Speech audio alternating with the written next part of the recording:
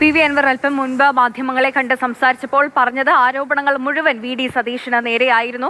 K C വേണുഗോപാലുമായി കൂടിക്കാഴ്ച നടത്താൻ സാധിക്കാത്തതിൽ പോലും വി ഡി സതീശന്റെ ഒരു ഇടപെടൽ ഉണ്ടായി എന്ന രീതിയിലൊക്കെ ആരോപണങ്ങൾ മുഴുവൻ ഇപ്പോൾ വി ഡി സതീശന് നേരെ ഉയരുകയാണ്. ഇനി അൻവർ മത്സരിക്കുമോ ഇല്ലയോ എന്നതാണ് അറിയേണ്ട ഒരു കാര്യം.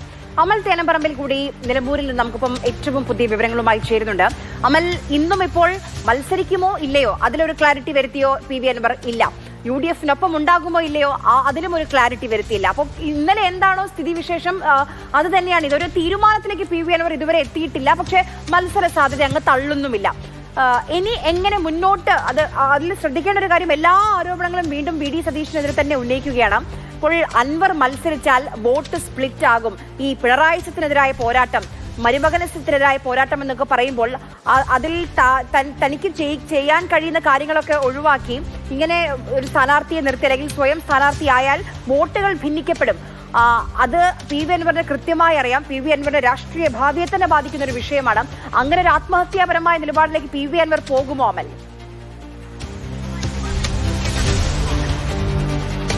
അതിവൈകാരികമായ പ്രതികരണങ്ങളായിരുന്നു പി വി അൻവറിന്റെ ഭാഗത്തു നിന്നും തുടക്കം മുതൽ കണ്ടത്. ആ അതിവൈകാരികമായ പ്രതികരണം ഇന്നും ആവർത്തിക്കുകയാണ്.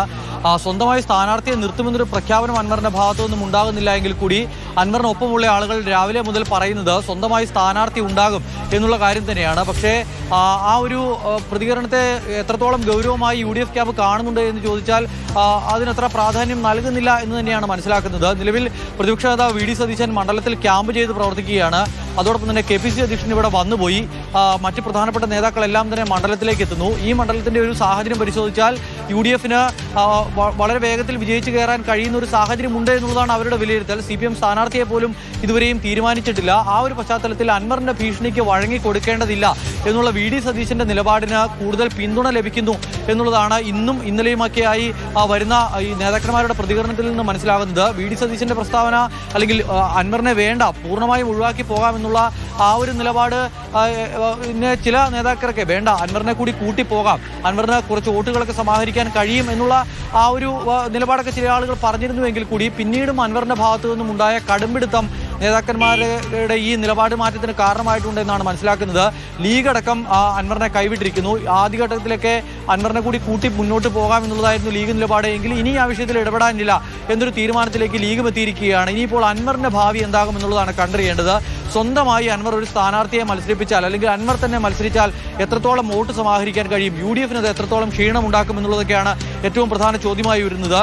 സി പി എം ഇല്ലാതെ, ഇടതുപക്ഷം ഇല്ലാതെ ഒറ്റയ്ക്ക് അൻവർ മത്സരിക്കാൻ ഇറങ്ങിയാൽ എന്താകും അവസ്ഥ എന്നുള്ളത് അൻവറിന് നല്ല ബോധ്യമുള്ള കാര്യമാണ്. ഇനിയിപ്പോൾ പരമാവധി അൻവറിന് സമാഹരിക്കാൻ കഴിയുന്ന വോട്ടുകളുടെ യു ഡി എഫ് സ്ഥാനാർത്ഥിക്ക് വേണ്ടി പി വി അൻവർ ഇറങ്ങുക, എന്നിട്ട് മിന്നുന്ന വിജയം യു ഡി എഫ് സ്ഥാനാർത്ഥി ആര്യാടൻ ഷൗക്കത്ത് നേടുകയാണെങ്കിൽ അതിന്റെ ക്രെഡിറ്റ് മുഴുവൻ എടുക്കാമായിരുന്നു പി വി അൻവറിന്. അതാണ് ഈ കളഞ്ഞു കുളിക്കുന്നത്. പി വി അൻവർ തുടക്കത്തിൽ മുതൽ നടത്തിയ അതിവൈകാരികമായ പ്രസ്താവനകളുണ്ട്. അതാണ് ഏറ്റവും വലിയ കുഴപ്പമായി മാറിയത്. മാത്രമല്ല, ഒരു രാഷ്ട്രീയ ആത്മഹത്യ എന്നൊക്കെ പറയാൻ പരുവത്തിനുള്ള തരത്തിലേക്ക് അൻവർ നീങ്ങുന്നു എന്നുള്ളതാണ് ഇത് നോക്കിക്കാണുന്ന ഒരാളെന്നുള്ളതിലേക്ക് നമുക്ക് മനസ്സിലാക്കാനാവുക. കാരണം ഇന്നലത്തെ വാർത്താ സമ്മേളനം കണ്ടതാണ് ആര്യ. ഇന്നലത്തെ വാർത്താ സമ്മേളനത്തിന് ഞാനും പോയിരുന്നു. വാർത്താ സമ്മേളനത്തിന്റെ ആദ്യ പകുതി എടുത്ത് പരിശോധിച്ചാൽ വി ഡി സതീശനെതിരെ വിമർശനമില്ല. മാത്രമല്ല, വി ഡി സതീശൻ സംസ്ഥാനത്തുടനീളം ഓടി നടക്കുന്ന ഒരു കോൺഗ്രസ് നേതാവാണ് എന്നൊക്കെ പറഞ്ഞു പോകുന്നതാണ്. ആര്യാടൻ ഷൗക്കത്ത് 25,000 വോട്ടിന് മുകളിൽ വിജയിക്കുമെന്നൊക്കെ പറഞ്ഞതാണ്. പക്ഷേ മാധ്യമപ്രവർത്തകരുടെ ഒറ്റ ചോദ്യത്തിൽ അൻവർ അതിവൈകാരികമായി പ്രതികരിച്ചു. ഇതൊക്കെ പറയുമ്പോൾ തന്നെ താങ്കളെ ഇപ്പോഴും അകത്തേക്ക് കയറ്റിയിട്ടില്ലല്ലോ, പുറത്തു തന്നെ നിൽക്കുകയാണല്ലോ, പടിവാതിൽക്കൽ നിൽക്കുകയാണല്ലോ എന്നൊരു ചോദ്യത്തിൽ അൻവർ വൈകാരികമായി, അൻവറിന്റെ കണ്ടമിടറി, അൻവറിന്റെ കണ്ണ് നിറഞ്ഞു. അങ്ങനെയാണ് അൻവർ ഇന്നലെ ആ പ്രതികരണം ഏറ്റവും ഒടുവിൽ വേണ്ടി വന്നാൽ പടച്ചതമ്പുരാൻ തന്നെ തൃണമൂൽ കോൺഗ്രസിന് സ്ഥാനാർത്ഥിയായി മത്സരിക്കുമെന്നുള്ള പ്രതികരണത്തിലേക്ക് വരെ കാര്യങ്ങൾ പോയത്. പിന്നീട് കോൺഗ്രസ് അതിവൈകാരികമായ പ്രതികരണങ്ങൾ എല്ലാം ഓവറാണ്. മമതാ ബാനർജി വരും, കേന്ദ്രമന്ത്രിമാർ വരും, അയാൾ വരും, ഇയാൾ വരും, അങ്ങനെ അങ്ങ് പറഞ്ഞു തള്ളുകയാണ് P V Anvar. P V Anvar തുടക്കം മുതൽ, അതായത് ഈ വിഷയം പരിശോധിച്ചാൽ ഈ കോൺഗ്രസ് സ്ഥാനാർത്ഥിയെ, യു ഡി എഫ് സ്ഥാനാർത്ഥിയെ പ്രഖ്യാപിക്കുന്ന സമയത്ത് വി ഡി സതീശൻ നടത്തിയ പ്രതികരണമുണ്ട്. ആ പ്രതികരണം ഇങ്ങനെയായിരുന്നു: 2 ദിവസത്തിനുള്ളിൽ അൻവറിന്റെ മുന്നണി പ്രവേശനം സംബന്ധിച്ച കാര്യത്തിൽ ഒരു തീരുമാനമുണ്ടാകും. അവസാനവട്ട ചർച്ചകളിലേക്ക് കാര്യങ്ങൾ പോവുകയാണ്.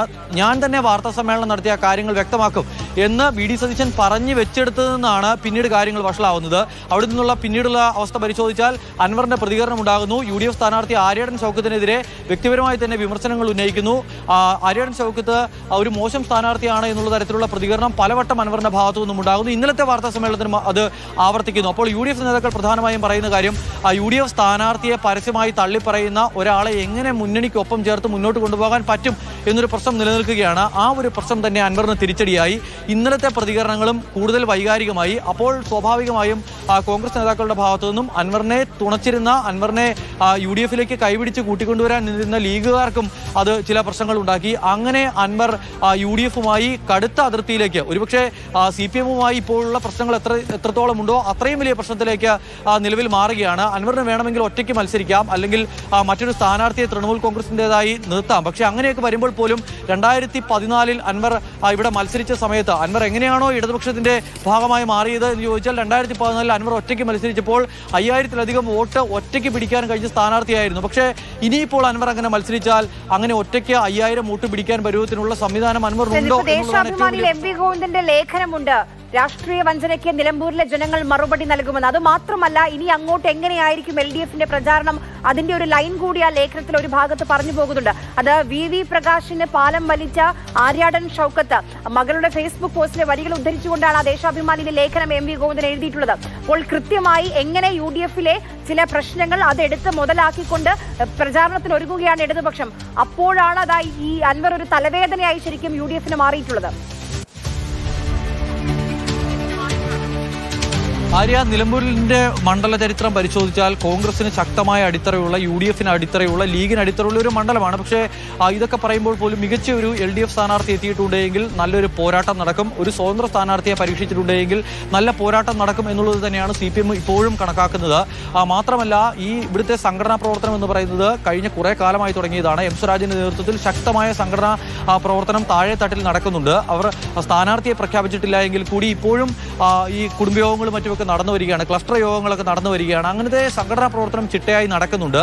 കോൺഗ്രസിന് സുഖമായി വിജയിച്ച് കയറാമെന്നുള്ള ഒരു അവസ്ഥയിൽ നിന്നും ഇത്തരം കൺഫ്യൂഷനുകൾ, ഇത്തരം ചർച്ചകളെല്ലാം കോൺഗ്രസിന്റെ പ്രതീക്ഷകൾക്ക് മങ്ങലേൽപ്പിക്കുന്നുണ്ട് എന്ന് ചോദിച്ചാൽ ഉണ്ട് എന്ന് പറയേണ്ടി വരും. ഇന്നത്തെ ഈ ദേശാഭിമാനിയുടെ ലേഖനത്തിൽ കൃത്യമായി തന്നെ ഉന്നം വയ്ക്കുന്നത് കോൺഗ്രസിനുള്ളിലെ ചില ആഭ്യന്തര പ്രശ്നങ്ങളുണ്ട്. ആ ആഭ്യന്തര പ്രശ്നങ്ങൾ ചർച്ചയാക്കിയാൽ അത് മെച്ചമുണ്ടാകുമെന്നുള്ളതാണ് CPM കണക്കാക്കുന്നത്. എം വി ഗോവിന്ദന്റെ ലേഖനത്തിൽ എടുത്തു പറയുന്ന രണ്ട് കാര്യം: ഒന്ന്, കഴിഞ്ഞ കുറെ കാലമായി കോൺഗ്രസിനിടയിൽ ചില കോൺഗ്രസ് പ്രവർത്തകർക്കിടയിലെങ്കിലുമുള്ള ഒരു വികാരം. വി പ്രകാശ് വളരെ ശക്തരായ ഒരു നേതാവായിരുന്നു, മാത്രമല്ല വലിയ ജനകീയനായ നേതാവായിരുന്നു. ആ വി പ്രകാശിന്റെ കാര്യം തന്നെ എടുത്ത് പ്രയോഗിക്കുകയാണ് CPM. ദേശാഭിമാനിയിലെ ലേഖനത്തിൽ, എഡിറ്റോറിയൽ പേജിലെ ലേഖനത്തിൽ പാർട്ടിയുടെ സംസ്ഥാന സെക്രട്ടറി തന്നെ ആ ഒരു വിഷയം ഉന്നയിക്കുന്നു. അതായത് വി പ്രകാശിന്റെ മകളുടെ ഫേസ്ബുക്ക് പോസ്റ്റ് അടക്കം പരാമർശിച്ചുകൊണ്ടാണ് ആ ഒരു ലേഖനമുള്ളത്. ആ വിഷയമൊക്കെ ചർച്ചയാക്കി നിർത്തിയാൽ അതൊരു പക്ഷേ, അല്ലെങ്കിൽ കോൺഗ്രസിനിടയ്ക്കുള്ള ചില അസ്വാരസ്യങ്ങൾ, അല്ലെങ്കിൽ PV അൻവറിനെ പോലെ ഉള്ള ആളുകൾ ഉണ്ടാക്കുന്ന ചില കൺഫ്യൂഷനുകളൊക്കെ മുതലെടുത്താൽ ഒരുപക്ഷെ നേട്ടമുണ്ടാക്കാം എന്നൊരു പ്രതീക്ഷ CPM ഇപ്പോഴുമുണ്ട്. മികച്ച ഒരു സ്ഥാനാർത്ഥിയെ കൂടി അവതരിപ്പിക്കാനായിട്ടുണ്ടെങ്കിൽ ശക്തമായ മത്സരം കാഴ്ചവെക്കാം എന്നുള്ളതാണ് പരിഹാരം കാണണം. കാരണം ഡോക്ടർ ഷിനാസ് ബാബുവിന്റെ പേര് ഉയർന്നു കേൾക്കുന്നുണ്ട്. അദ്ദേഹത്തിന്റെ കുടുംബത്തിന് UDF പശ്ചാത്തലമുള്ളത് നമുക്കറിയാം. അമൽ, അദ്ദേഹത്തിന് അതേ നിലമ്പൂരിലെ ഒരു ജനകീയ മുഖമാണ് ഡോക്ടർ ഷിനാസ് ബാബു. ആ പേരിലേക്കൊക്കെ വലിയ രീതിയിൽ ഇപ്പോൾ ചർച്ചകൾ വരികയാണ് LDF ക്യാമ്പിൽ. ഷിനാസ് ബാബുവിന്റെ പേര് പ്രധാനമായും ചർച്ച ചെയ്യപ്പെടുന്നു. മാത്രമല്ല, ഒരു സ്വതന്ത്രനെ പരീക്ഷിക്കാം എന്നുള്ളതാണ്. പാർട്ടി ചിഹ്നത്തിലുള്ള വോട്ട് എന്നതിനപ്പുറത്തേക്ക് ഒരു സ്വതന്ത്ര സ്ഥാനാർത്ഥിയെ ഇറക്കുക എന്നുള്ളതാണ്. ആര്യാടൻ ഷൗക്കത്ത് പഞ്ചായത്ത് പ്രസിഡന്റായിരുന്നു, മുനിസിപ്പാലിറ്റിയുടെ ചെയർമാനായിരുന്നു, അതോടൊപ്പം തന്നെ ഇവിടെ ഒരു വട്ടം മത്സരിച്ച ആളാണ്. ഇതിനൊക്കെ അപ്പുറത്തേക്ക് ആര്യാടൻ മുഹമ്മദ് എന്ന് പറയുന്ന ഒരു വലിയൊരു ഫാക്ടർ ഉണ്ട്. അത് പുതുപ്പള്ളിയിൽ ഉമ്മൻചാണ്ടി ഫാക്ടർ എങ്ങനെയാണോ അങ്ങനെ തന്നെ ആ ഫാക്ടർ ഇവിടെ നിലനിൽക്കുന്നു. ഒരു തെരഞ്ഞെടുപ്പിൽ ആര്യാടൻ ഷൗക്കത്ത് അതേ പാരമ്പര്യത്തിന്റെ പേരിൽ മത്സരിക്കാൻ ഇറങ്ങിയിട്ട് പരാജയപ്പെട്ടു എങ്കിൽ കൂടി ആര്യാടൻ മുഹമ്മദിന്റെ ഒരു ഫാക്ടർ ഈ മണ്ഡലത്തിൽ നിലനിൽക്കുന്നുണ്ട്.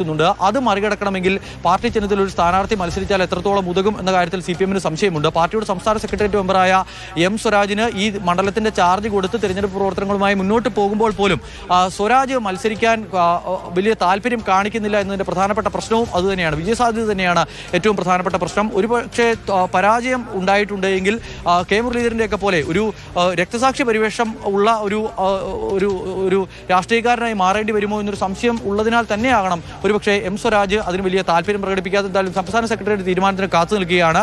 ഷിനാസ് ബാബുവിന്റെ പേര് ആര്യ നേരത്തെ സൂചിപ്പിച്ചിരുന്നു. ഷിനാസ് ബാബു ജില്ലാ ആശുപത്രിയുടെ സൂപ്രണ്ടാണ്. മാത്രമല്ല കോവിഡ് കാലത്തൊക്കെ നാട്ടിലിറങ്ങി പ്രവർത്തിച്ച ഒരു പരിചയം കൂടിയുണ്ട്. ആളുകൾക്കെല്ലാം വളരെ പ്രിയങ്കനായ ഒരാളാണ്. മാത്രമല്ല ഈ പറയുന്ന താഴെത്തട്ടിൽ ഉള്ള ആളുകളൊക്കെ വന്നു പോകുന്ന ഒരു ആശുപത്രിയിൽ ഏറ്റവും ജനകീയനായ ഒരു ഡോക്ടറാണ്. അങ്ങനെ ഒരു ബന്ധമുണ്ട്. മാത്രമല്ല കുടുംബ പശ്ചാത്തലവും ഈ ജനങ്ങളുമായി ബന്ധപ്പെട്ട് നിൽക്കുന്ന ഒരു പശ്ചാത്തലമുണ്ട്, കോൺഗ്രസ് പശ്ചാത്തലമുണ്ട്.